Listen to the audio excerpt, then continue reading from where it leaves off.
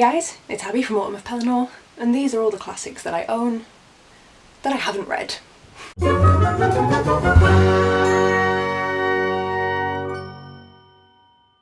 I definitely dropped them all. So, I have 16 books here that are, in my opinion, counted as classics, and that I have not read. The only adult classic I have read is Jane Eyre. I read an abridged Osborne childhood version of it when I was 10, loved it, read the full version in 2015, I believe, and loved it. These are all the other classics that I own. So first up we have this set, which is Wordsworth editions. Getting the obvious one out of the way, we've got War and Peace by Leo Tolstoy. I started reading this, I'm 66 pages in. I never finished it. The writing is minuscule. The pages are thin. It's going to take me a while. I will eventually get around to it, but not anytime soon. I used to be like, yeah, I'm going to read it then. No, just being honest with myself now. I'm not going to. So that goes down there. Then we've got The Three Musketeers, I'll put it there, by Alexandre Dumas.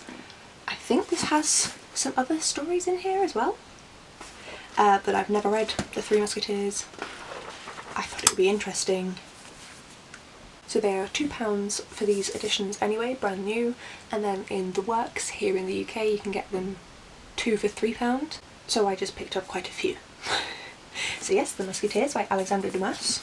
And then we have Dr. Jekyll and Mr. Hyde, as well as a few other, with The Merry Men and Other Stories, so a few other stories by R.L. Stevenson. I probably should have picked up Frankenstein as well. I really need to read Frankenstein by Mary Shelley. But just a classic that you hear a lot of, that gets adapted a lot for kids' tales.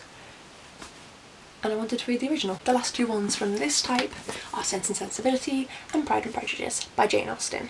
Now, other than what's in popular lexicon, I don't really know much about these, but Jane Austen is a very well-known author, and I'd like to read from her. So much so that I have 2 more books here for Jane Austen. One is a flip-back paperback book of Persuasion. I picked this up in a charity shop because, one, I've seen these flip-back paperbacks before and they look really cool. I just think they're really cool. And this one is also really beautiful. And this is literally Bible paper. But it just makes this book look a lot more manageable as well. So I picked it up for multiple reasons, but the main one being it's cute. And then finally,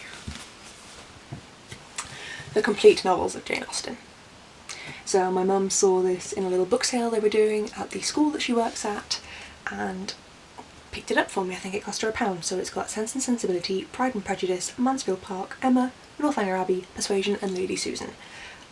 I am probably not going to read the ones that I have the other copies of within this one, because reading such a big copy is going to make me feel like I'm never going to finish it. So I'm going to read them in the small ones and then read the ones that I don't own individually within this. It's as big as War and Peace. It's as big as War and Peace. What was Leo Tolstoy doing? Anyway, the next up is one I saw in a second-hand shop and just had to pick up because it's beautiful, and that's The 5 Orange Pips and Other Cases by Arthur Conan Doyle. Sir Arthur Conan Doyle. I love Sherlock books. I love them. I love adaptations. I love the actual original books. And this is a gorgeous Penguin English Library edition. And I just had to have it. So I think I've probably read all of the stories that are in here, so it might count as a reread. I'll see when I actually read through it, but Sherlock. Then a kids classic, Kidnapped by Robert Louis Stevenson. So I've read a lot of kids classics for girls, around 5 of them in fact, because my mum bought me the set like this. This must have come from Kids Classics for Boys, and sadly my mum never bought me that, but I spotted this for 20p in a charity shop and I just thought, you know what, I've read Heidi, I've read The Water Babies, I've read The Secret Garden, Black Beauty and Alice in Wonderland, I think that's all of them, that were in this set, and I'm sure like Treasure Island will have been in this as well as some others, but it matches my little kids classic set and I really wanted to read it. So I don't know if I'm going to enjoy it. Like, I know the concept of it, and I don't know if I'll actually enjoy the story, but I really just wanted to add something set for boys into my repertoire of kids classics, because I do read a lot of boy-aimed books when I read books for children. Schools are very pleasant. Finally, in this section is a vintage copy of The Name of the Rose. Not actually vintage, just that's the kind of printing thing. Yeah, it's UK Random House. This was a gift from a former friend for my birthday one year, because she thought it was beautiful, and I think she read this and thought that I would really enjoy it. So it's set in 1327. Brother William of Baskerville arrived at a wealthy Italian abbey on theological business. When his delicate mission is overshadowed by 7 bizarre deaths, Brother William turns detective. I can see why she thought I'd like this. It's like a classic detective story. And then I've got 2 piles left. One which quite a few of them could be considered not classics. So I will start with the one that is definitely considered a classic from one of the piles, which is Sketches by Boz and Hard Times in a bind-up, both by Charles Dickens. I got this for £1 in a shop that used to be in Preston. It's sadly shut down, this second-hand bookshop. It's mainly Sketches by Boz and then Hard Times. Hard Times actually set in Preston, which is why I wanted to pick it up. It's got a little engraving of Charles on the front here, which I'll never be able to see in a million years, let's be real. And yeah, I picked it up because it's old and it's Dickens and it's set in the city I went to undergrad in. But I do want to read it. Oh, there's also another book in here, No Throughfare. One day. Sticking with the theme of older books and also from the same place, I picked up The Man Who Missed the War by Dennis Wheatley from The Book Club. This is the second book in a series. I think it was published in the 40s or 50s. Again, I picked it because it's old. And I have been tempted to get rid of it a few times, but I'd like to give it a shot. But yeah, so I don't know if this is considered a classic because it isn't a classic book. It's just old. Which is kind of what we're delving into now, but I'm considering them classics for myself. Then we have The Ascent of Everest by John Hunt, which is a gorgeous book with photographs in. I think there's a colour one somewhere.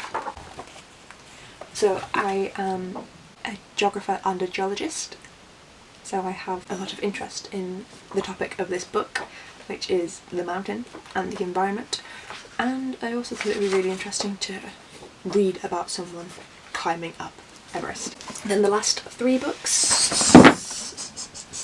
Nothing happened, it wasn't all the old books that fell, definitely not. So the last 3 books that I'm going to be mentioning for these unread classics, 2 of them are Agatha Christie. One is The Clocks and one is The Hollow.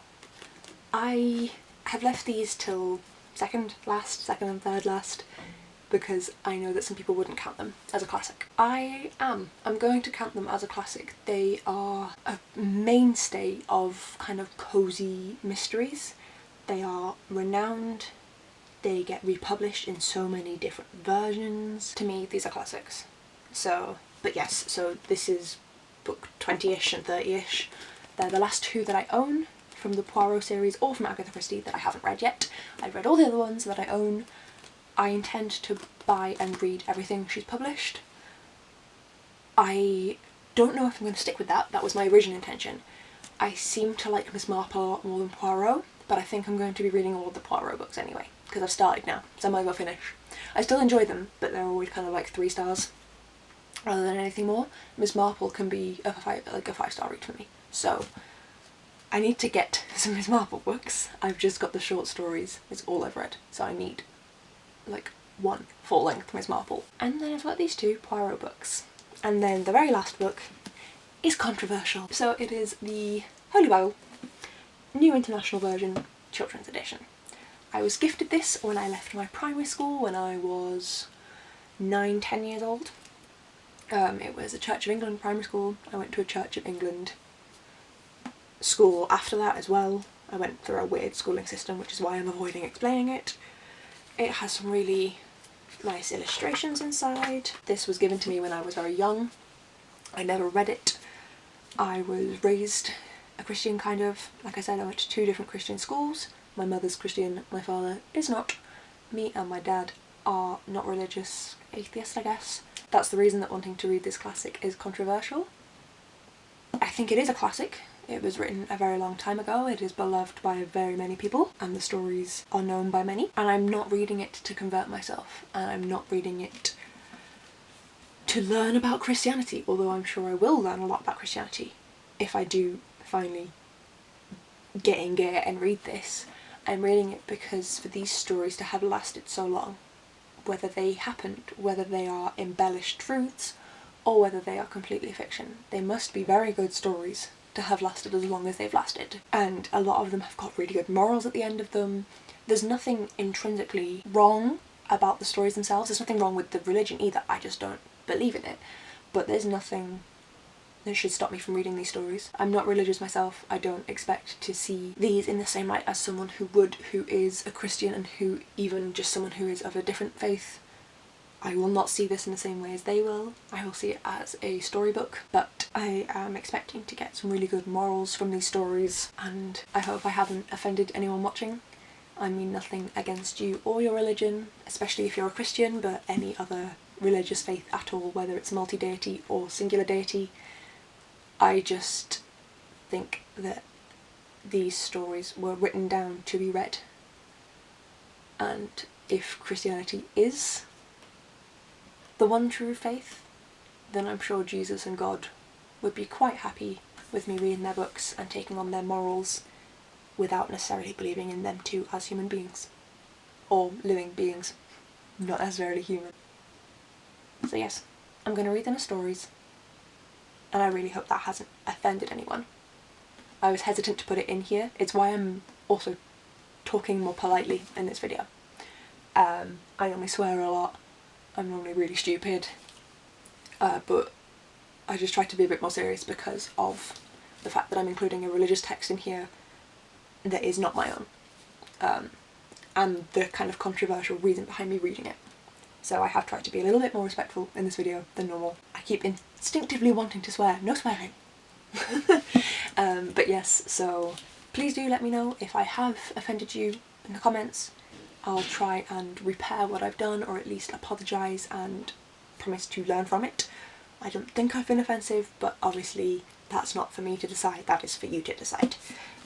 So, moving on from the possible offence I may or may not have caused, hopefully not. Those are the 16 classic books that I own, that I have not read, that I want to read. Make sure to comment down below if you have read any of these classics, especially any Jane Austen, seeing as I've got so much Jane Austen and yet I've never read anything from her. Let me know what I should start first, what you've read, what you think's really good, or what you even think is rubbish and I shouldn't waste my time on. If you want to see anything more from me, hit the subscribe button, and all of my links are down in the description as well. And if you liked the video, give it a like. Hopefully I'll see you in my next video, and have a lovely day. Bye!